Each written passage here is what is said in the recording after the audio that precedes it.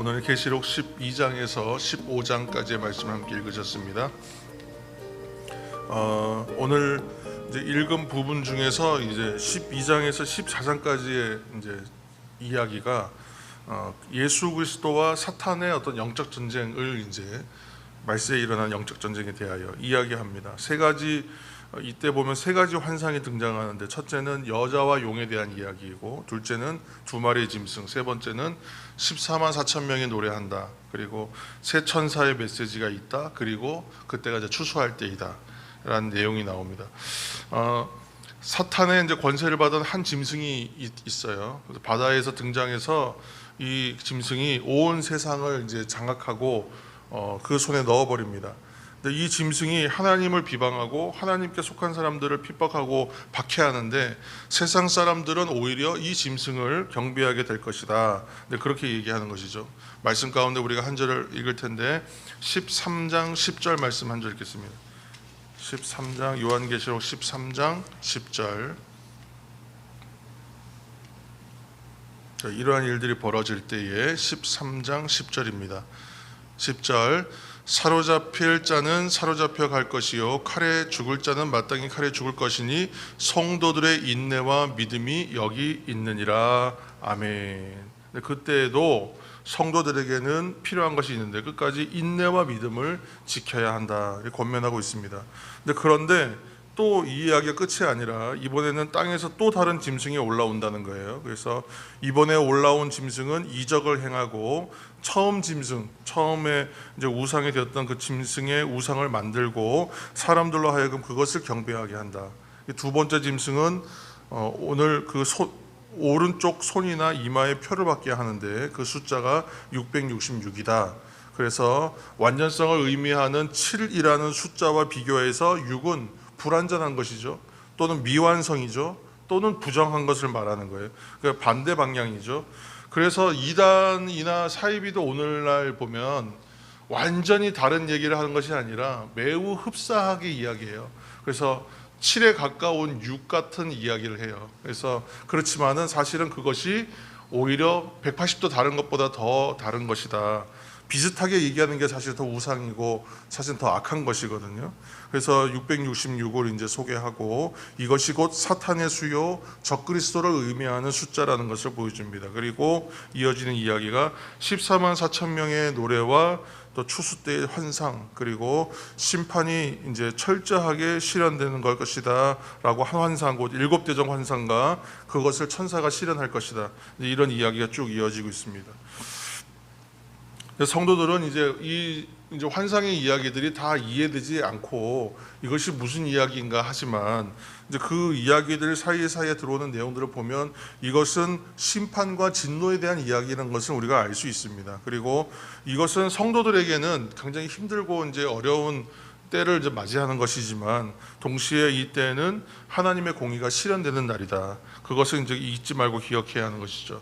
그래서 성도들은 하나님의 진노와 재앙이 분명히 이 땅 가운데 있을 것이지만, 그때에도 인내와 믿음으로 지켜야 하고 하나님을 찬양하는 자리에 있어야 합니다.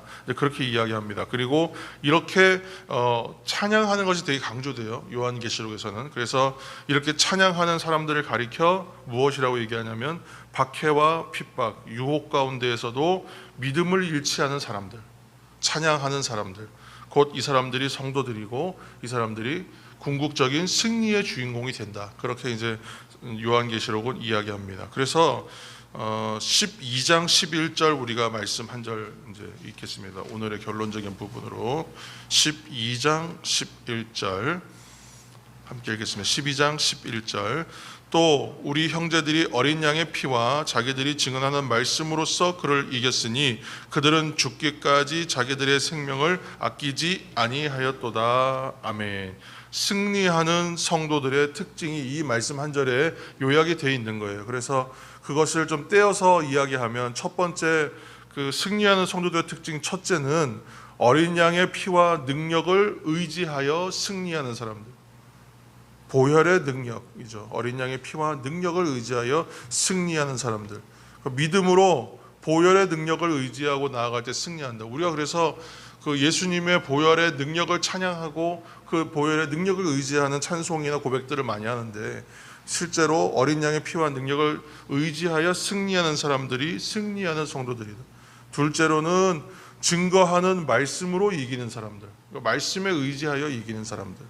이제 세 번째, 그러니까 세 번째 위협과 그런 어려움들을 성경이 증언하는 말씀에 의지하여 말씀대로 살아내므로 승리하는 사람들이 바로 승리하는 성도들의 특징이다.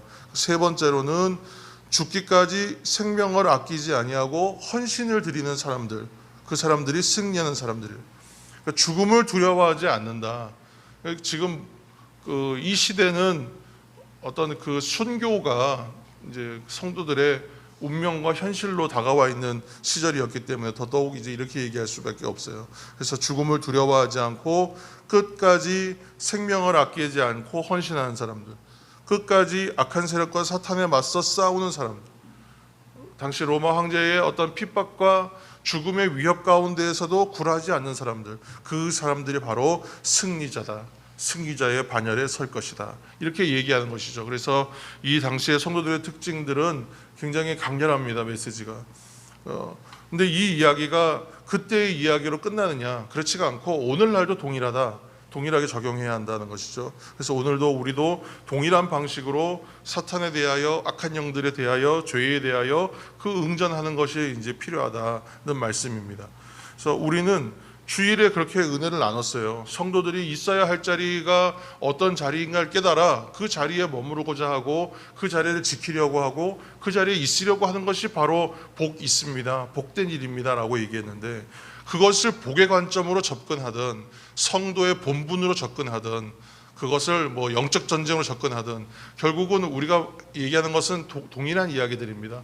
그 시대에는 순교를 각오해야 한다라는 말이 앞에 부제에 붙는 것이고, 오늘은 복이 있습니다라는 말로 우리가 접근했지만 동일한 이야기죠. 성도들이 있어야 할 자리에 있어야 한다. 그 자리에 있기 위해서는 말씀과 기도 또는 그분의 보혈의 능력에 의지하여 마지막까지 포기하지 않는 어떤 의지와 신앙적 믿음에 의하여 그 자리를 지켜야 합니다 라고 하는 동일한 이야기인 것입니다. 그래서 말씀은 우리가 있어야 할 자리, 나아가야 할 방향을 알려주고 지키고 견디는 힘이 되고, 우리의 기도는 하나님이 흠양하시는 하나님의 어떠한 그 하나님과 성도들을 연결하는 다리, 가교와 같은 것입니다. 그래서 말씀과 기도의 자리가 오늘도 복되다 말하는 것은 그것이 핍박과 시험과 환난과 심판 중에도 믿음의 성도 되게 하기 때문에, 그리고 결국은 그것이 승리하게 하는 열쇠가 되기 때문에, 그래서 말씀이 귀하다, 기도의 자리가 소중하다, 그렇게 이야기하는 것이죠. 사랑하는 새벽의 성도 여러분, 우리가 말씀을 일독해가는 시간들이 무엇이 우리에게 복되겠습니까? 나는 성경 일독했습니다 자랑하기 위해서 필요한 것이 결코 아니죠. 말씀을 일독하면서 우리가 발견하는 것은 나를 점검하는 거예요. 나의 성도됨을 확인하는 거예요.